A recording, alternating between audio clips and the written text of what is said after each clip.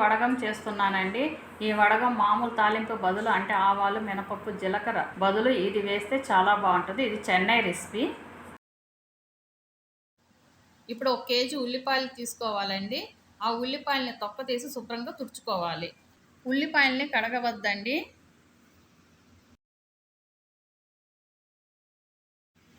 ఇలా తుడుచుకున్నాక ఉల్లిపాయల్ని పెద్ద ముక్కలుగా కట్ చేసుకోవాలి.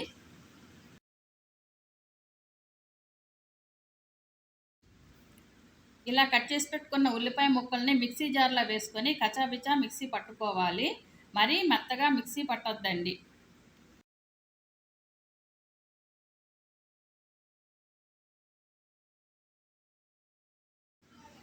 ఇలా ఉల్లిపాయలన్నీ మిక్సీ వేసుకున్నాక అందులో 2 స్పూన్ల ఉప్పు, 1 స్పూను పసుపు వేసుకొని కలుపుకోవాలి.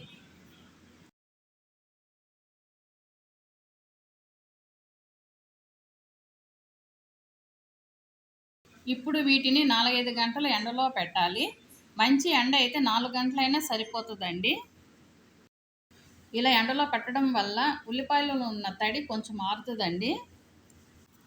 ఇప్పుడు ఇందులో 50 గ్రాముల ఆవాలు, 50 గ్రాముల మినపగుళ్ళు, 50 గ్రాముల జీలకర్ర, మెంతులు 2 స్పూన్లు అంటే 10 గ్రాములు, 100 గ్రాముల వెల్లుల్లిపాయ తీసుకొని వాటిని కొంచెం మిక్సీ పట్టి వేయాలండి.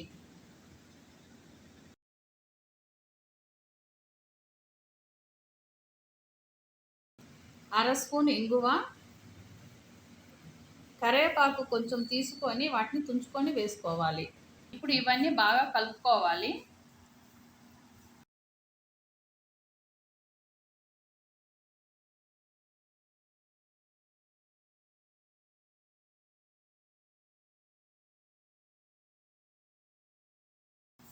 ఇలా కలుపుకున్నాక మూత పెట్టి ఒక రాత్రంతా పక్కన పెట్టుకోవాలండి. మరుసటి రోజు మూత తీసి మధ్యాహ్నం వరకు ఎండలో ఎండబెట్టాలి. మధ్యాహ్నం అయ్యాక 1 స్పూన్ ఆముదం వేసి బాగా కలుపుకోవాలి. ఆముదమే వేయాలండి, నూనె వేయకూడదు. నూనె వేస్తే తర్వాత జిడ్డు వాసన వస్తుందండి.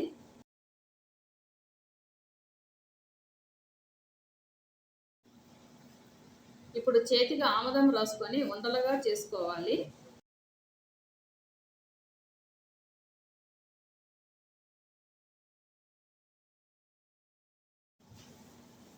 ఈ వడగము ఆకుకూర పప్పుకి, చేపల పులుసుకి తాలింపు వేసుకుంటే చాలా బాగుంటుందండి.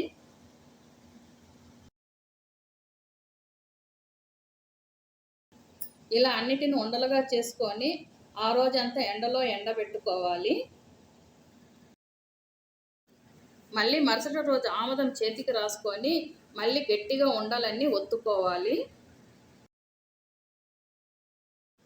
ఇప్పుడు ఈ ఉండలన్నీ ఎండలో ఎండబెట్టుకోవాలి. మంచి ఎండ ఉంటే 8 రోజులు చాలండి, లేకపోతే 10 రోజుల దాకా ఎండబెట్టుకోవాలి.